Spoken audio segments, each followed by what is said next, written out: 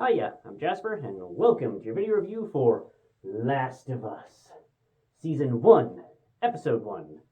So, as always, I'm going to give you the good, the bad, and the furry. To start off with the furry, there's a dog who plays a very, hey, look over here type of role for a little while, and that's about it. So, moving on. I don't know that I'm going to do a review for every individual episode, probably just this one and the season as a whole. We'll see as time goes on, but that's my plan at this point. And I just kind of wanted to get my initial thoughts out there and just let you know, I have never played either of the Last of Us games. That being said, I did a few years ago watch a review for The Last of Us.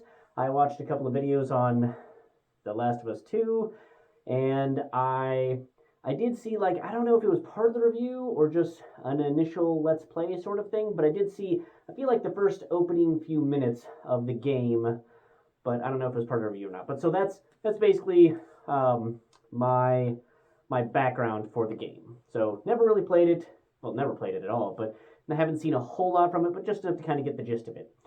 So I already know a little bit of what was going on, but I still feel like that they did a good enough job explaining things. So they made it, I liked that it was a great example of show not tell. So especially when you first meet the sneaker girl is what I'll call her, you'll see I think that was a great example of showing not telling for how things are, and I really appreciated that.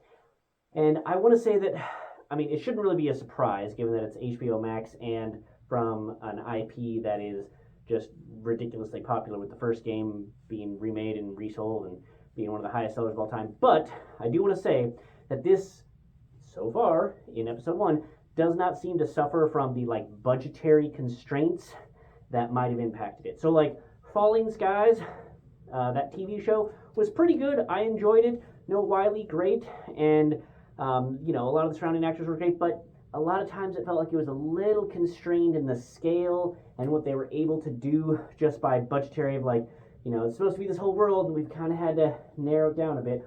Or, in His Dark Materials, it's supposed to be this giant army and we only ever see the inside of this one building. So far, that has not been the case with this one, where it feels like they are artificially constraining what they're showing because of the budget. It's so far, yes, it hasn't shown gigantic, huge sets of blah, blah, blah, blah, blah, but it hasn't needed to because we are focusing strictly on Joel and some of the surrounding characters of him. And I want to say that this is starring Pedro Pascal, who you might remember him from The Mandalorian or from Where I Saw Him, which was Prospect. Excellent movie. I'm going to link my review in the description down below. If you haven't seen that movie, go check it out. It's amazing. Spoiler for my review, I guess, but not for the movie. Go check out that movie. So glad he's getting more work. And the little tiny head of the, I think they were bears, but the Mormont family from Game of Thrones, the little girl who was just a badass motherfucker from day one. So she's in this too, and I'm so glad because I'm just yes, badass. I want to see more of this. So it's awesome that she's in there, and of course we know that she can act. So I have faith that bodes well for the actors that they've gotten for this show. You got Pedro Pascal and her, and the surrounding characters that we've seen thus far are all really good. I will say that there is a short sequence towards the beginning of the episode where it seems like they almost went first person for one of the characters, but I didn't feel it was overly distracting, and I thought that the time frame that they used it in was enough. But it did almost it made me feel like I'm okay, this feels like a first person perspective almost from a video game. Not that the CGI or the landscape or whatever else they were showing was fake, but it just was a little bit different. So I thought that was neat, and then it was done. So I don't know if Doom is the best example for that, whereas Doom was a bit more obvious and way more CGI, but it had a little bit of that hey, we're doing this, and then here's a little bit of that first person perspective. Okay, now we're done.